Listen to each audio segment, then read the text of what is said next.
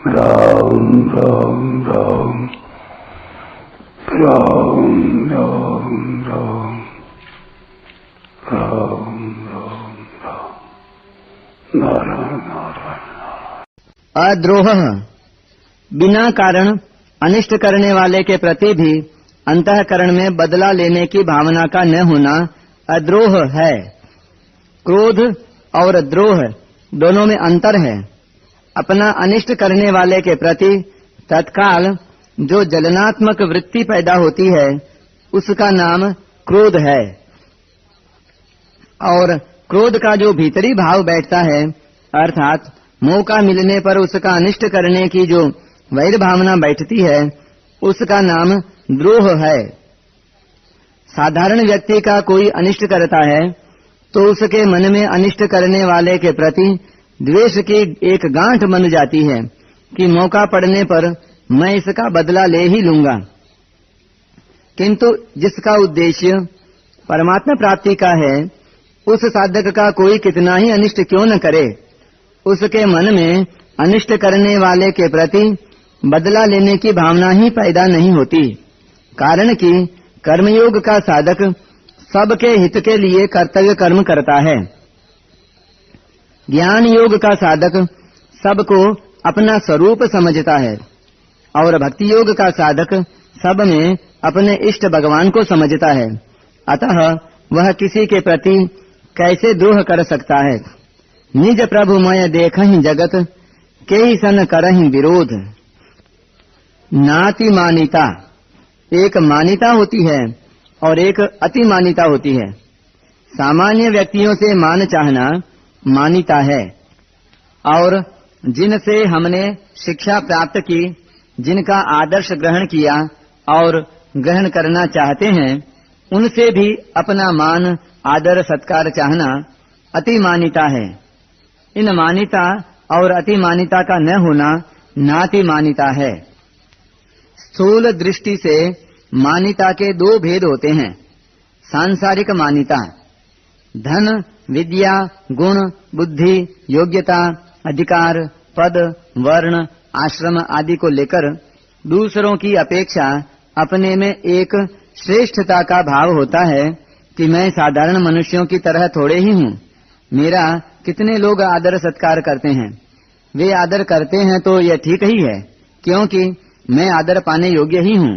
इस प्रकार अपने प्रति जो मान्यता होती है वह सांसारिक मान्यता कहलाती है।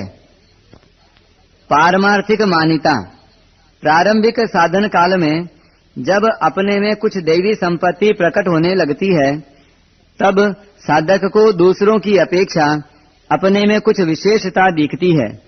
साथ ही दूसरे लोग भी उसे परमात्मा की ओर चलने वाला साधक मानकर उसका विशेष आदर करते हैं, और साथ ही साथ ये साधन करने वाले हैं, अच्छे सज्जन हैं, ऐसी प्रशंसा भी करते हैं। इससे साधक को अपने में विशेषता मालूम देती है, पर वास्तव में यह विशेषता अपने साधन में कमी होने के कारण ही दिखती है। यह विशेषता दिखना पारमार्थिक मान्यता है। जब तक अपने में व्यक्तित्व रहता है, यानी एक देशीयता, परिच्छिन्नता रहती है, तभी तक अपने में दूसरों की अपेक्षा विशेषता दिखाई दिया करती है। परंतु ज्यों-ज्यों व्यक्तित्व मिटता चला जाता है, त्यों ही त्यों साधक का दूसरों की अपेक्षा अपने में विशेषता का भाव मिटता चला जाता है। अंत में इन सभी मान्यताओं का अभाव होकर साधक में दैवी संपत्ति का गुण नाति मान्यता प्रकट हो जाती है। दैवी संपत्ति के जितने सद्गुण सदाचार हैं उनको पूर्णतया जागृत करने का उद्देश्य तो साधक का होना ही चाहिए।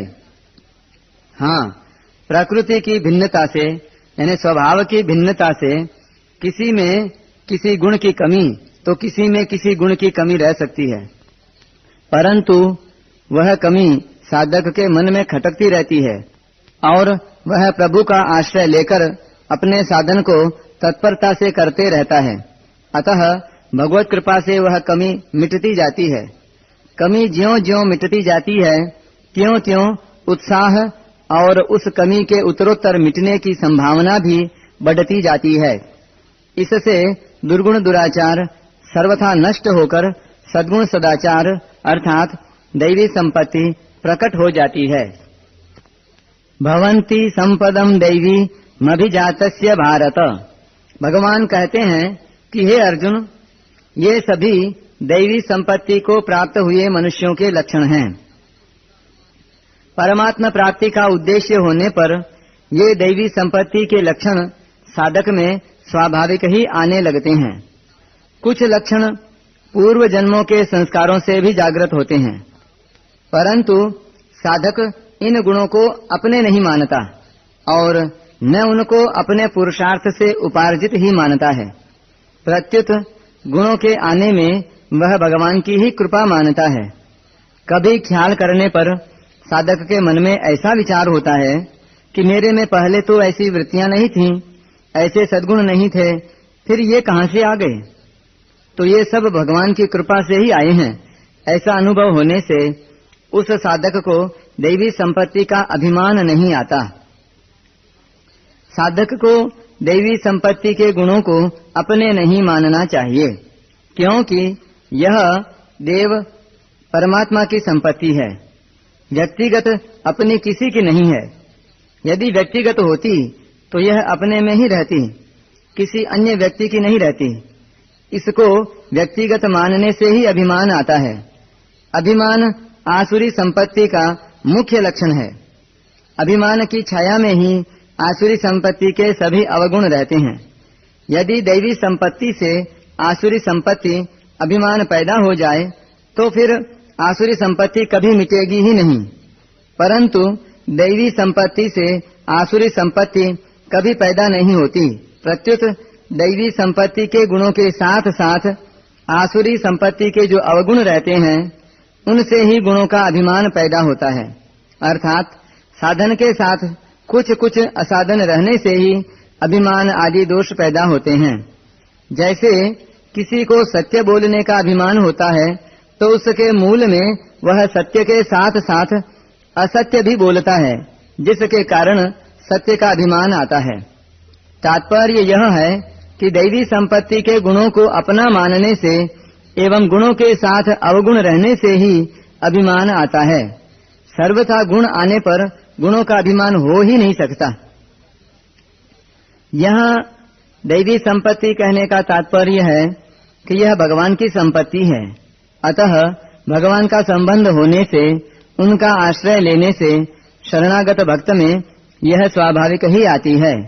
जैसे शबरी के प्रसंग में राम जी ने कहा है, नवधा भगति कहूँ तो ही पाही, सावधान सुनु धरो मन माही।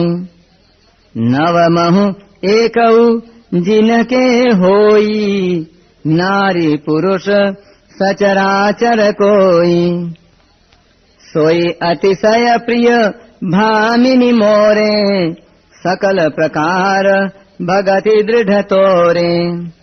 मनुष्य, देवता, भूत, पिशाच, पशु पक्षी, नारकीय जीव, कीट पतंग, लता वृक्ष आदि जितने भी स्थावर जंगम प्राणी हैं, उन सब में अपनी अपनी योनि के अनुसार मिले हुए शरीरों के रुग्ण एवं जीर्ण हो जाने पर भी मैं जीता रहूं, मेरे प्राण बने रहें, यह इच्छा बनी रहती है।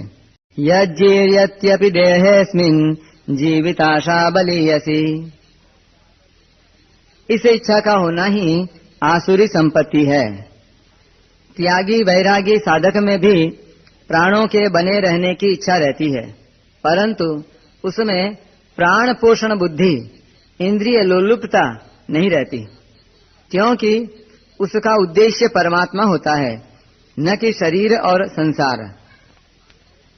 जब साधक भक्त का भगवान में प्रेम हो जाता है तब उसको भगवान प्राणों से भी प्यारे लगते हैं। प्राणों का मोह न रहने से उसके प्राणों का आधार केवल भगवान हो जाते हैं। इसलिए वह भगवान को प्राणनाथ, प्राणेश्वर, प्राणप्रिय आदि संबोधनों से पुकारता है।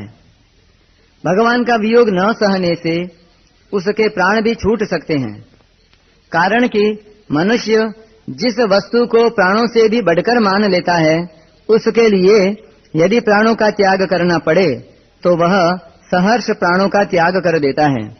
जैसे पतिव्रता स्त्री पति को प्राणों से भी बढ़कर प्राणनाथ मानती है, तो उसका प्राण, शरीर, वस्तु, व्यक्ति आदि में मोह नहीं रहता। इसीलिए पति के मरने पर वह उसके वियोग में प्रसन्नता पूर्वक सती हो जाती है। तात्पर्य यह हुआ कि जब केवल भगवान में अनन्य प्रेम हो जाता है तो फिर प्राणों का मोह नहीं रहता। प्राणों का मोह न रहने से आसुरी संपत्ति सर्वथा मिट जाती है और दैवी संपत्ति स्वतः प्रकट हो जाती है। इसी बात का संकेत गोस्वामी तुलसीदास जी महाराज ने इस प्रकार किया है। प्रेम भगति जल बिनु रघुराई, अभिअंतर मल कबहु न जाई।